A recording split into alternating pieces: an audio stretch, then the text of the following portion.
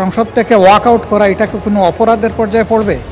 যেটা আমাদের যুক্তিতে ধরবে না, এটার আমরা বিরোধিতা করব। এটা আমাদের দায়িত্ব এবং অধিকার।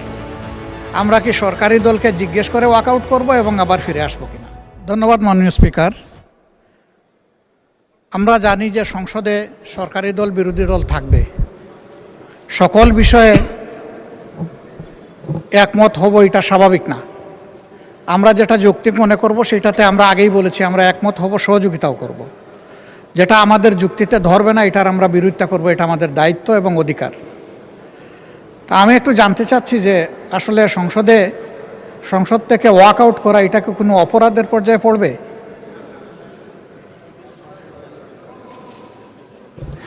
মাননীয় বিরোধী দল নেতা, আমরা সকলেই তো জানি এটা ডেমোক্রেটিক রাইটস অ্যান্ড প্র্যাকটিস। আচ্ছা, তা আমাদের রাইটস আছে, সেই রাইটসের বলে আমরা যা উপযুক্ত মনে করেছি, আমরা আগের আলোচনায় আমরা সেই রকমই ওয়াকআউট করেছি।